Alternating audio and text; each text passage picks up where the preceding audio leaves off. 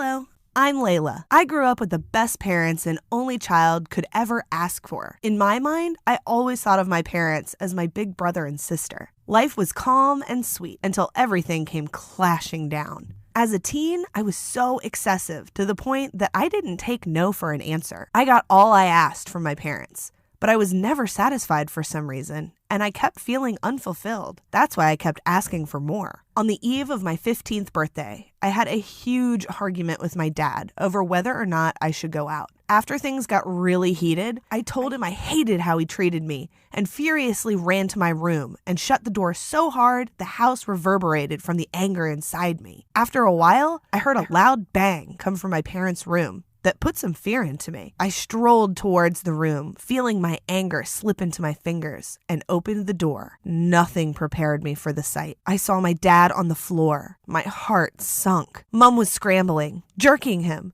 and ran to call the neighbors. It happened too fast. Or I'll say my visions were blurred from the tears and the trauma that plagued my mind. Did I have something to do with it? Months have passed since we lost Dad to the heart attack.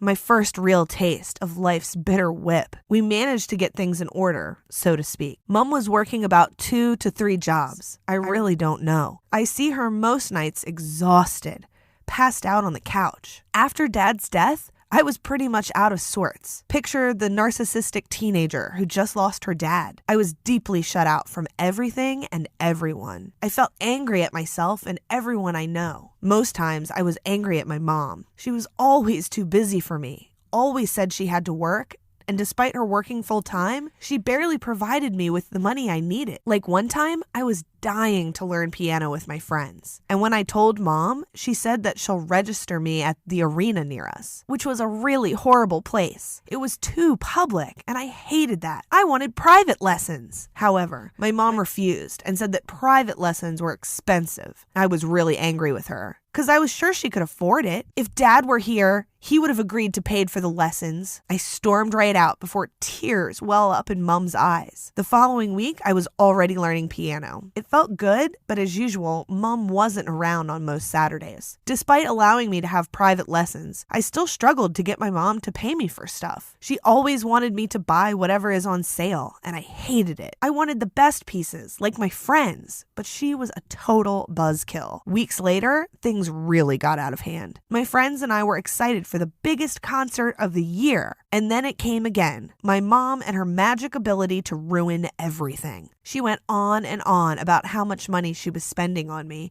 and that she couldn't afford a concert ticket. After days of arguing, it was obvious that she wasn't planning to buy me the ticket, and I was running out of time. I wasn't gonna take no for an answer. So, the night before the concert, I went into my mom's room while she was sleeping, and I took $100 from her wallet and bought the ticket the very next day. I told Mom that I'm spending the night over at Melissa's, and I went to the concert with my friends. It was awesome. Mom had no idea what I did, and I'm sure she didn't even notice the money was gone. Since then, it became my new way of doing things. When Mom fell asleep, I sneaked in, grabbed some money for her wallet, and left the room. It was amazing for some time like this, until at some point, I didn't find any money in her wallet anymore. It only had cards and some cents. I didn't really understand. I thought that she might be suspecting that I was stealing from her. She must be hiding them somewhere else. I waited for my mom to go to work, and as soon as she did, I went to her room to look for money. I opened her closet, and the first thing I noticed was how worn out her clothes looked. I couldn't help but notice that I had much nicer stuff than my mom did, which actually seemed kind of weird.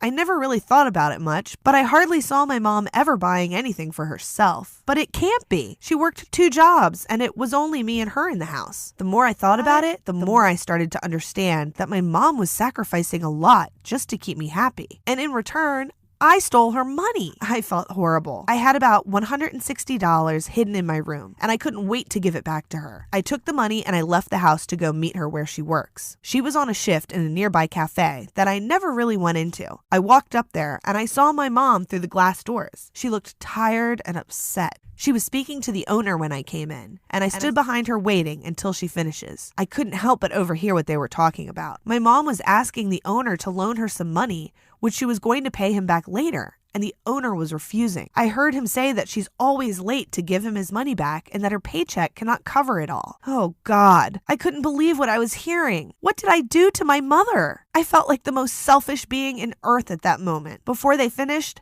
I hurried up to my mom and I hugged her and cried without saying a word. She was surprised to see me there, but she hugged me anyway. We then sat down to talk. I told her about everything I did. As I was drowning in tears, I apologized, and I gave her back the money that I took from her. Mom looked shocked, and I was sure she'd blow up in my face, but she didn't. Instead, she said that she excused me all this time for the things that I was doing because she knew how much Father's death has affected me. She didn't know how she could help me get over it, and the money seemed like the only thing that made me happy. I promised her that I will stop being that selfish and will try to help as much as I can. I told her I really appreciate what she does for me. She hugged me and said she only wants me to be happy and considerate. I promised I will be one.